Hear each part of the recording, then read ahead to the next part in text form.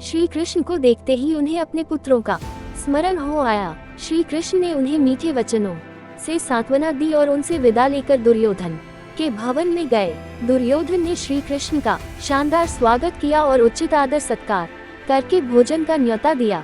श्री कृष्ण ने कहा, राजन, जिस उद्देश्य को लेकर मैं यहाँ आया हूँ वह पूरा हो जाए तब मुझे भोजन का न्योता देना उचित होगा। ये कहकर वे विदुर के यहाँ चले गए और वहाँ भोजन करके विश्राम किया। इसके बाद श्री कृष्ण और विदुर में आगे के कार्यक्रम के बारे में सलाह हुई। विदुर ने कहा, उनकी सभा में आपका जाना भी उचित नहीं है। दुर्योधनादि के स्वभाव से जो भी परिचित थे उनका भी यही कहना था कि वे लोग कोई न कोई कुचक रचकर श्री कृष्ण के प्राणों तक को हानि पहुंचाने की चेष्टा करेंगे। विदुर की बातें ध्यान से सुनने के बाद श्री कृष्ण बोले, मेरे प्राणों की चिंता आप न करें। उद्धरण चिन्ह। दूसरे दिन सवेरे दुर्योधन और शकुनी ने आकर श्री कृष्ण से कहा, महाराज धृतराष्ट्र आपकी प्रतीक्षा कर रहे हैं। इस पर विदुर को साथ लेकर श्री कृष्ण धृतराष्ट्र के भवन में गए।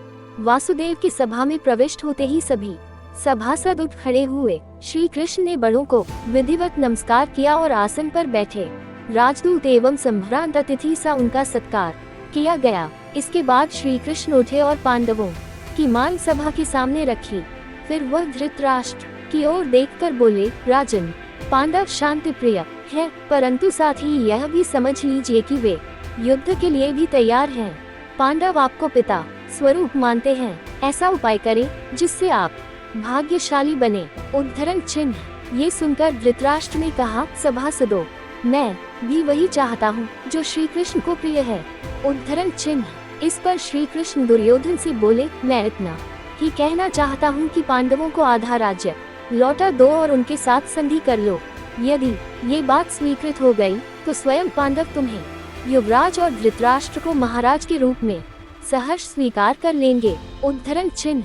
भीष्म और द्रोण ने भी दुर्योधन को बहुत समझाया, फिर भी दुर्योधन ने अपना हठ नहीं छोड़ा। वह श्री कृष्ण का प्रस्ताव स्वीकार करने पर राजी न हुआ। धृतराष्ट्र ने दोबारा पुत्र से आग्रह किया कि श्री कृष्ण का प्रस्ताव मान ले, नहीं तो कुल का सर्वनाश हो जाएगा। दुर्योधन ने अपने आप को निर्दोष सिद्ध करने की जो चेष्टा की थी उससे श्री कृष्ण को हंसी आ गई।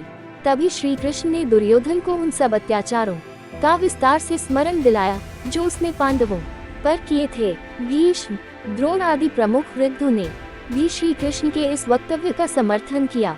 ये देखकर दुशासन क्रोध हो उठा और दुर्योधन से बोला, भाई, मालूम होता है ये लोग आपको कैद करके कहीं पांडवों के हवाले न कर दें, इसलिए चलिए यहाँ से निकल चलें। उद्धरण। इस पर दुर्योधन उठा और अपने भाइयों के साथ सभा से बाहर चला गया। आप सभी को वीडियो अच्छी लगी हो तो चैनल को सब्सक्राइब करें। फिर मिलते हैं ऐसे वीडियो के साथ।